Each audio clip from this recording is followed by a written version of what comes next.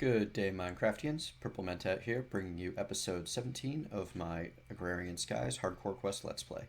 This game pack by Jadedcat is available on the Feed the Beast launcher. First bit of big news, got myself a new microphone, so I'm figuring out how to get this thing positioned properly and the best way to use it. So sound quality should be improved. I believe that my computer fan noise has become more of an issue now that I have a better microphone. It's a work in progress. Today I want to work on getting these farms expanded, or farms set up, as I've been talking about for a while. I already got the platform expanded to account for them. Between last episode and now, I've been letting things run a little bit. I have 4% of sewage complete. It's going to take a very long time with just those few cows in there. I also have 47% of strong bones complete. So yeah, those 8 cows with one rancher is doing a heck of a job getting milk. Every 5 ticks is another bucket of milk. It's fantastic. I have these 2 ranchers set up with my 2 sheep in there, and that's not going super fast, but after today I'll have more wheat so that I can breed more sheep. Back there is just a dust into water barrel set up for lots of clay as I needed to expand the platform. I have a full barrel of witch water. I should really get some sand in there and make more soul sand. I've got a fair bit going on. Alright. So, first things first. Let's get our farm set up because I want to start working towards these feasts. Now, to make the feasts, we've seen the delighted meal. It requires fries, some sort of fruit for smoothies, and deluxe cheeseburgers, which are regular cheeseburgers with tomatoes and lettuce. So I need potatoes, something to make bread, I need tomato, lettuce, and I need some form of fruit or another to make the delighted meal. That might end up being my go-to just because I'm going to need the beef and pig setup anyway for the other cheeseburgers. Other options include the hearty breakfast, which eggs, potato cakes, toast, bacon, and more fruit juice, or the supreme pizza. Feast, nourishing, wholesome. I think the hearty breakfast might be the best of the 3, as I'm pretty sure nourishing is better than wholesome, and I know they're both better than feast. And then the supreme pizza, I would need bell peppers, onions, spice leaves, tomatoes, some sort of dough. There's just a lot that would go into making the supreme pizza, but it could also be done in a couple of less crafting recipes than the others, I believe. And I don't think I would need any power. Oh, I don't actually. I need to toast bread for these 2. I don't need to cook anything in a furnace to make the supreme pizzas. So that's also an option. In any case, first things first, I'm going to definitely need wheat, potatoes, carrots, lettuce, tomato, all that sort of stuff. Now, to get the seeds for lettuce, tomato, and the other Pam's Harvest Craft, you need grass, and you need to bone meal that grass. Let me go grab some bone meal and show you what I'm talking about. When you apply bone meal to grass, you get the tall grass, and you occasionally get fruit trees and such. And those are the primary source of most of your farming seeds are going to come from this. So just right click like that and poof. And look, I got some wild rutabaga, I got a nutmeg sapling, some wild cranberry. Cranberry juice smoothie for my breakfast. Doesn't that sound delicious? Oops, and I punched a sheep. And I've actually been doing quite a bit of this in between episodes here and there. Cranberries can indeed be turned into juice, but it doesn't look like they can be turned into smoothies. So, no making cranberry smoothies. Probably for the best. Alright, come over here. Ooh, coffee. Need coffee. Cranberry, rutabaga. Oh, I've been converting everything into seeds as I go as well. So this is where those saplings that I got for free ended up going. And I've been just bone mealing the ground, picking up seeds. Any of the plants I've been getting, I've been turning into more seeds, tossing them in this chest. Now, what do I need that I'm certain of is the tomato, which I have right here, and the lettuce, which I only seem to have 3 lettuce seeds at the moment, but that'll be enough to get a start. So, Now comes the automation part of this, because I'm certainly not going to set up these farms and do them by hand. That's more effort that I'm willing to put in on a minute-to-minute basis. To do so, I'm going to be using Mindfactory Reloaded harvesters and planters. And to make them manage this large of an area, I'm going to need to upgrade them. To understand how the upgrades work, you have to think in terms of total area. Each of the upgrades has an effect on the radius of the machine. From Lapis increasing it to 1 all the way up to Emerald increasing it by 11, or Cobble decreasing it by 1.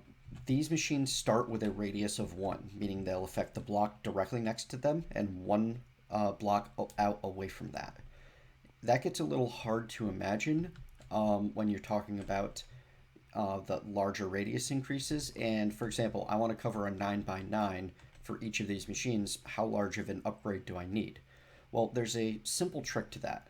If you add 1 to the radius of planter or a harvester, you will add 2 to the total area it covers.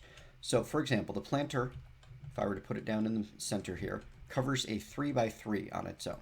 If I were to install a radius upgrade of 1, it would increase that to a 5x5 because it would extend it in 1 block in all directions. If I were to install a radius upgrade 2, it would increase it to a 7x7 because it would extend it by 1 block further in all 4 directions.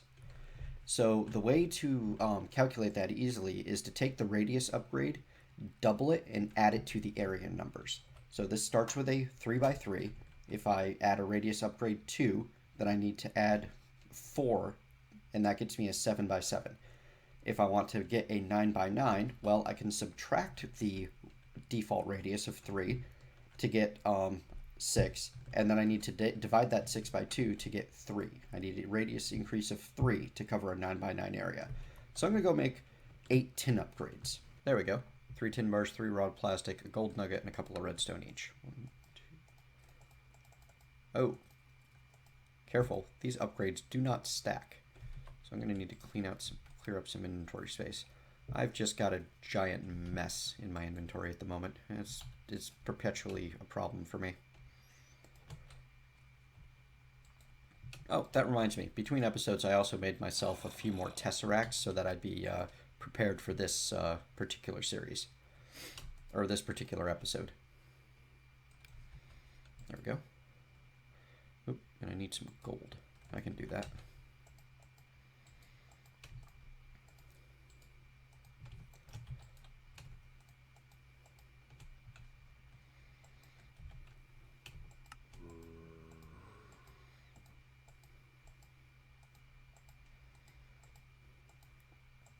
There we are.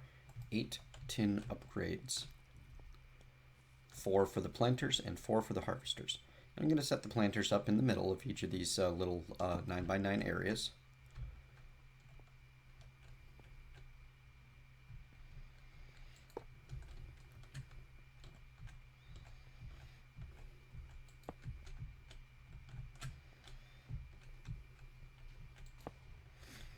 And I'm going to install a tin upgrade in each of them.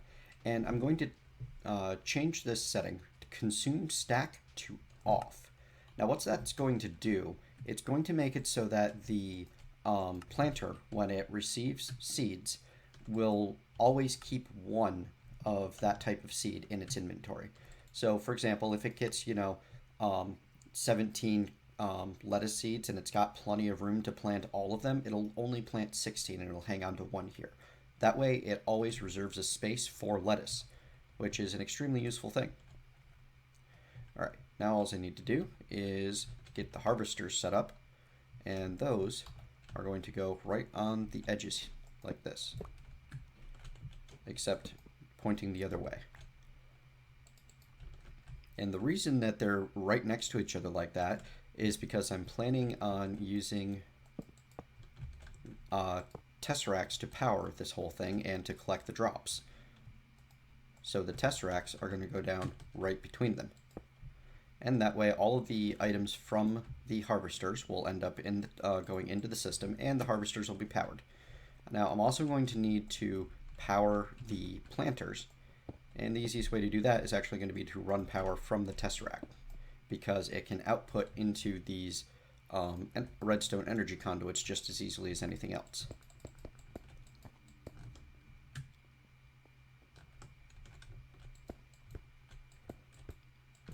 The trickier part is going to be supplying the planter with materials.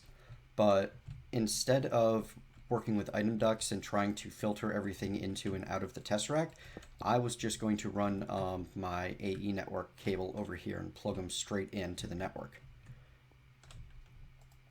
which is not the most efficient way to do it, but for me it's pretty fun. So let me go get some more covered cable and get everything run in the proper directions, and I'll be right back.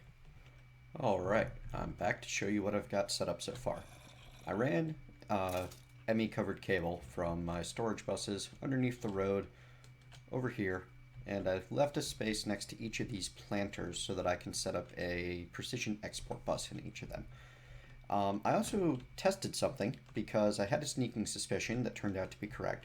The Mine Factory Reloaded harvesters will not actually destroy a Pam's Harvest Craft crop. It will actually right-click pick it the same way that you can manually.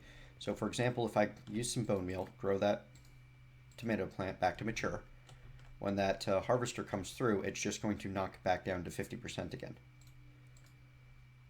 So, I actually, if I set everything up so that I am only using Pam's Harvest Craft crops under one of these farms, then I won't actually need a planter underneath that farm at all. I still will for carrots and such, but carrots, potatoes, wheat. So I'm still going to need at least 3 of these planters, but I might be able to get rid of one of them. Now, before I go any further, I want to find out exactly what I need to complete all of the Hell's Kitchen quests, because if I'm setting up my farms, I might as well do it right the first time. But to do that, I'm going to have to finish up the introductory quests, and to do that, I need milk and cheese and cream and salt and all that good stuff. And I believe I still have some milk in here. Yes, I do. Fantastic. Alright, so I'm going to finish up the Hell's Kitchen introductory quest with Spice It Up. Need salt, fresh milk, fresh water, butter, heavy cream, and cheese. No problem. Butter. I still have some left over. Cheese. Again, I still have some left over. I'm going to get the wood and the ladder out of my inventory. I can make fresh water easy enough. I have some salt. Let's see, we'll manual submit what I've got so far. So I just need the fresh water and the heavy cream.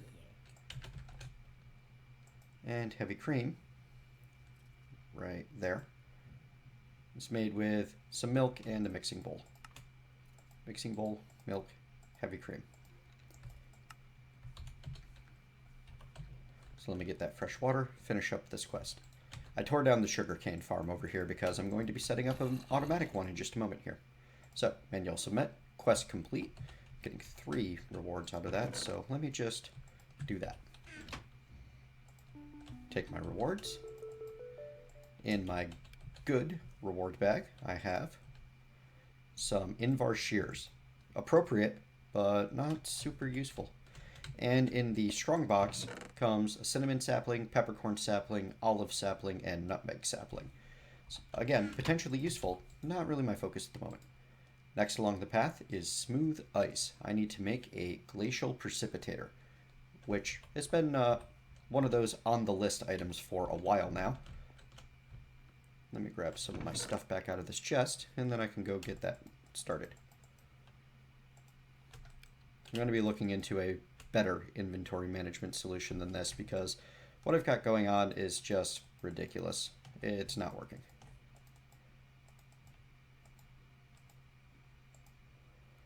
Gonna need those oak saplings.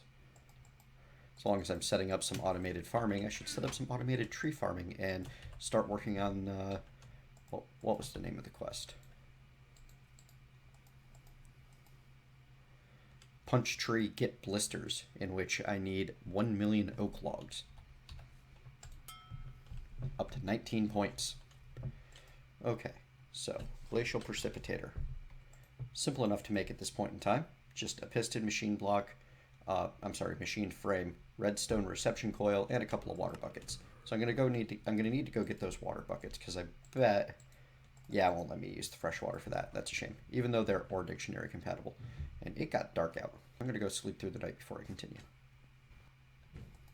Now, what the glacial precipitator does, thermal expansion machine, it allows you to create snow, ice, and that sort of stuff. All you need to do is pump in water and I believe give it a little bit of power, both of which not a problem at all.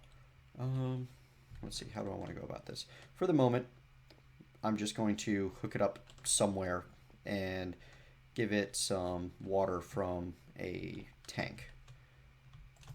Eventually, I'm going to need to hook this up in line with everything, because I'm going to want a lot of water, a lot of snow, a lot of ice. However, back to Hell's Kitchen. This guy's been finished up, so I can get another full heart and another good reward bag. And in this good reward bag, well, I don't have enough stuff in case it's one of those that floods your inventory. I get a full heart, but that's a trap. If you look at the full description, it says rotten heart, do not eat. This will subtract 1 life if I eat it. So I'm just going to pitch this over the side right now. Sneaky.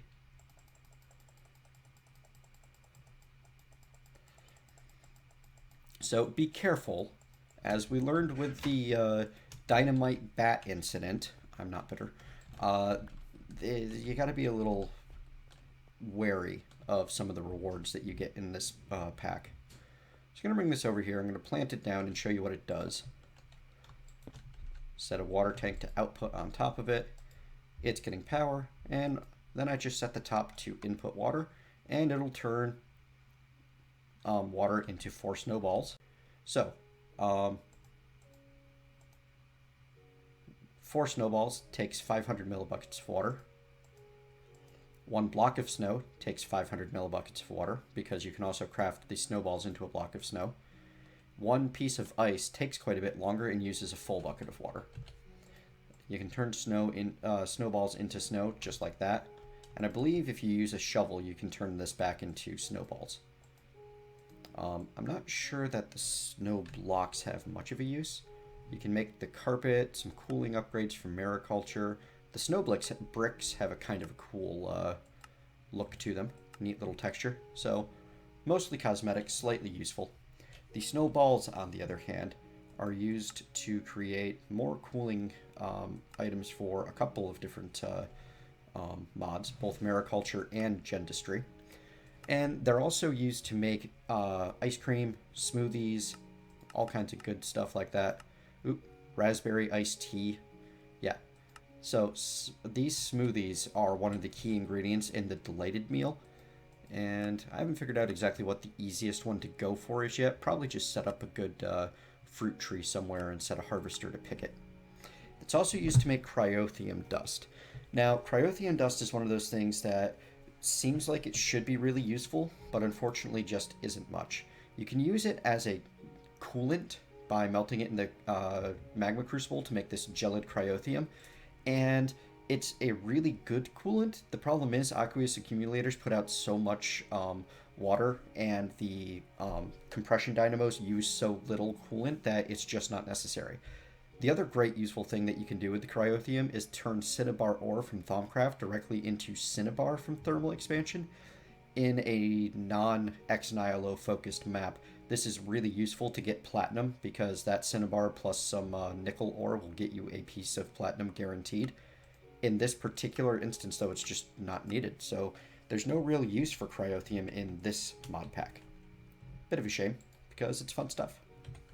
Alright, tuck all that away for now. Get it hooked up later to make smoothies. So that completes all of the introductory quests for Hell's Kitchen, which lets me know that I need to make 10,000 toast, so lots of bread needed. I need 10,000 vinegar. Vinegar, I believe, is made with any form of juice in a pot. So, I need to get that juice production going. I need 100 hearty breakfasts. So that's definitely the feast I need to focus on aiming for. I need 10,000 tomatoes. Lots and lots of tomatoes are going to be needed between the spaghetti and meatballs and the tomato quest itself. Yeah, I wonder if I can make tomato juice. That would be fantastic. Let me look that up real quick. Nope, nope, nope. No tomato juice. That's a shame. That means no Bloody Marys. What's the world coming to? Alright. 1,000 spaghetti and meatballs. I need 50,000 lettuce. So yeah, lots of tomatoes, lots of lettuce. So far I haven't found anything but tomatoes and lettuce that I really need. Oh, and juice. Hearty breakfasts. Not so fast food is the bacon mushroom burger. So tomato, lettuce, mushrooms. And surf and turf. Leafy fish sandwich. The leafy fish sandwich is made with a fish sandwich and lettuce, which is, you know, any form of fish, some bread, and some mayo. Mayo is made with raw eggs and a juicer. So yeah, if I get my lettuce, my tomato, and some mushrooms, that's basically all I need. Now, here's the real question. Can I use these vanilla mushrooms to make the bacon mushroom burger? I can. That's fantastic. Because all I need to do to harvest these is set up a harvester next to them. In fact, I'm going to do that right now. Start bringing in some mushrooms that are just going to automatically grow on that mycelium for me. I'm going to need to go get another tesseract, and I have everything else I need. One more tesseract. Ooh, I also need a radius upgrade, which it helps if I type that into the right box. And this is a 7x7 area, so I need a radius upgrade number 2, which is made out of iron. There we go. And I'll go start this harvesting real quick. I'm going to stick you right here. Ooh, there's a lever there that I'm using. I can move the lever. In fact, I can just flat out remove the lever. Give me a pneumatic servo. It's just a little cleaner. It's not really, you know, resource efficient, but I'd rather use the servo when I can. I don't need you there anymore.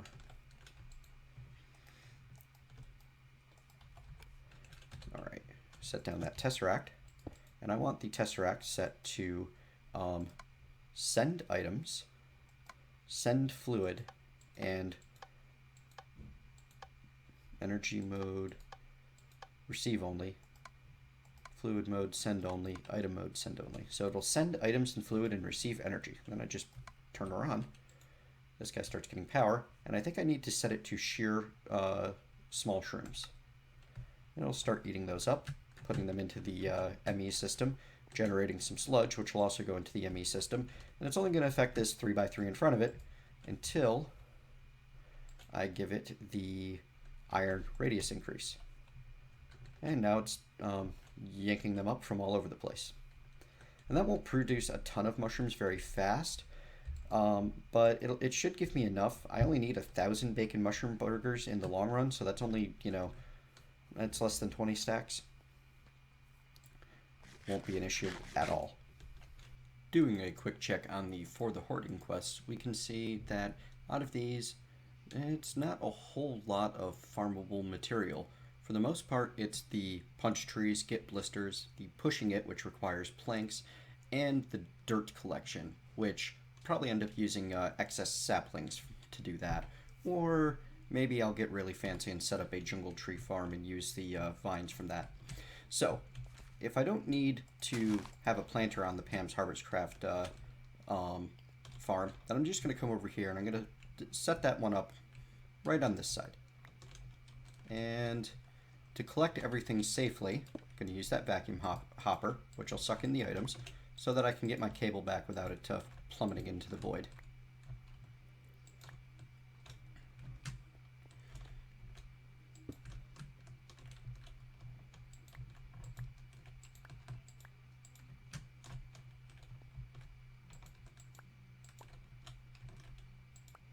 There we go. Now, we'll get this one set up first.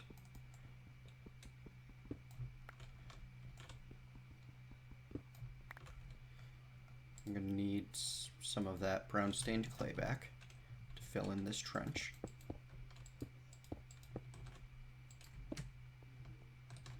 And because I want all of the farmland at the same level, I'm actually going to fill this whole thing in with green stained as well.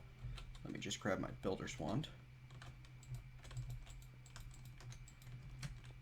And yes, I've got the harvesters on the wrong level for this. I'm going to be moving all of them up the way I did those over there when I was testing. You can see my TNT generators doing their job over there. I'm just close enough you can kind of hear them a little bit. Alright, so 1, 2, 3, 4, 5, 6, 7, 8, 9. And then Builder's Wand in the rest. Love the Builder's Wand. Might actually be my favorite tool in the game. There we go. 9x9 farm. Grab my harvester, because I need to set that up differently. And grab my tesseract.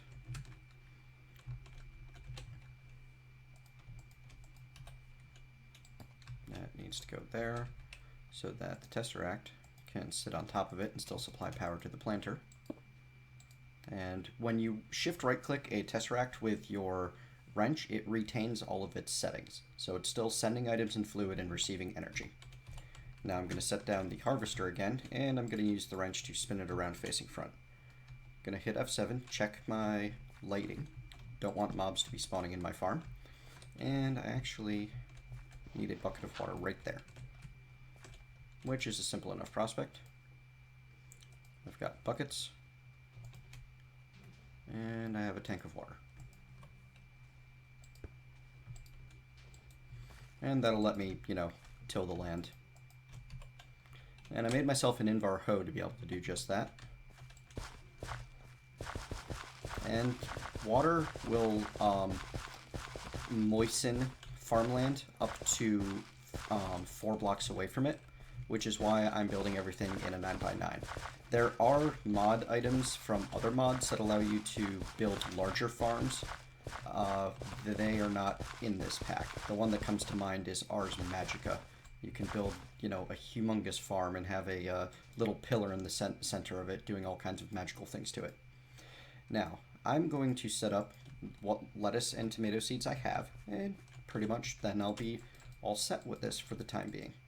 However, I don't want to completely flood the area with one plant or another, so let me show you exactly how I'm going to go about doing it. I'm going to have half of this farm be tomato, so this 3x9 area plus this 3x3 area, and then I'm going to have the other half be lettuce. And in the middle here, these 8 blocks, I'm going to set up cotton seeds. Cotton seeds come from nature. You saw them earlier on. The harvester is intelligent about those as well. It will strip the cotton off of them without actually breaking the plant so that it can regrow the cotton. And that'll get me, another passive source of wool and string without me needing to... My cotton seeds are not in there. They're supposed to be in there. They must be over here in this chest. They're not over here in this chest. Where did my cotton seeds go? I left them over here in the clay chest, didn't I? No. I'm an idiot is what it is.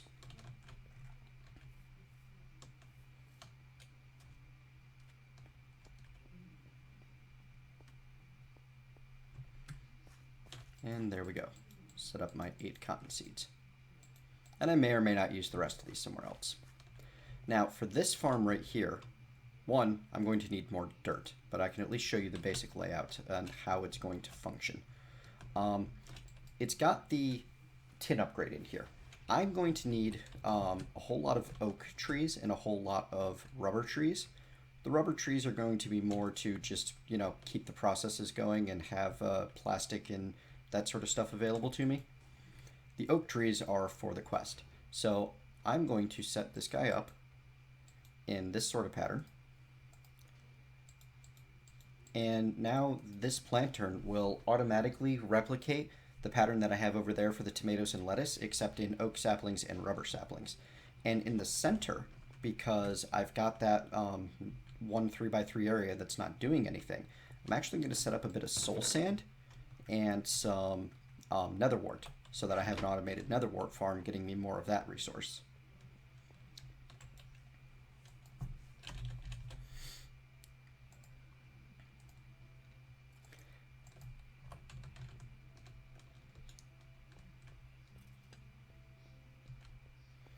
And I can actually show you real quick exactly how that'll all work. So if I toss the nether wart, what saplings I have and what I have in there, and I start setting stuff down, it will start planting.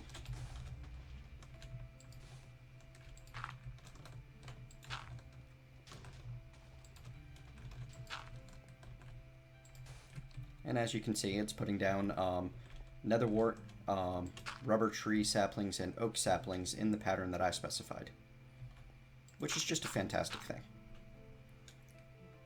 And it doesn't run exactly quickly. Hang on. There we go. But it, as it cycles through and gets back around to it, it finds the spot and then plants more. It has to go through the entire 9x9 area every time. So there you have it. Now, to keep this thing supplied, I'm going to use an ME precision export bus. I'm going to stick it right underneath, and I'm going to turn it around until it's facing up, which I can see better if I put a torch next to it. Oops, I just had it too. There, now it's facing up, and I'm going to tell it to move stacks of items at a time, and I want it to keep it stocked with oak saplings, nether wart, and rubber saplings.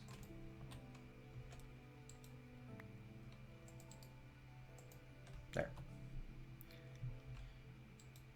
So I tell it to keep nether wart in there, to keep oak saplings in there, and to keep rubber saplings in there.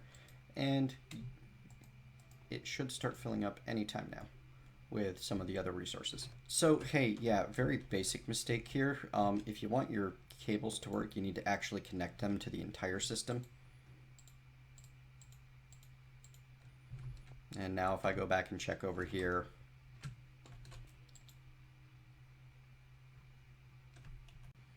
nothing going in. Okay, so put you in the side instead.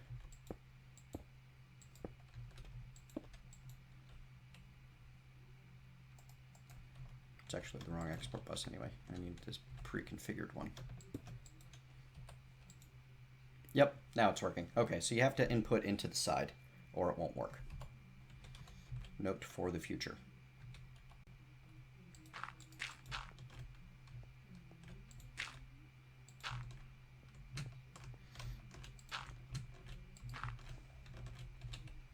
Where'd my builder's wand go?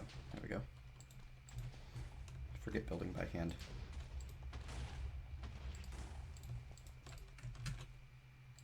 Careful with that chump there. Yep, and I'm out of dirt, which I knew was going to happen. However, I've got resources flowing in, or maybe I'm not. Maybe I was just standing in the block. Now I'm out of dirt. But I've got resources flowing in now, and I can start composting some of this extra plant matter that I have to get some dirt. So I'm going to go set up a compost system, put more seeds into this area because I bet I've got some tomatoes and lettuce by now. And I'll be right back. Change of plan, folks. We are out of time. So, thank you very much for joining me. I hope you've enjoyed the series thus far. If you have, please like, comment, and favorite on your favorite video. It helps a lot.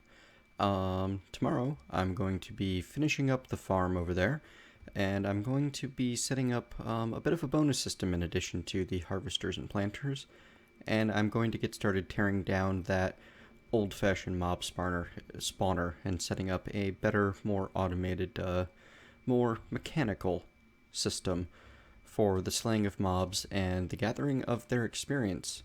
That'll be the first step in proper preparations for the nether. So, see you next time.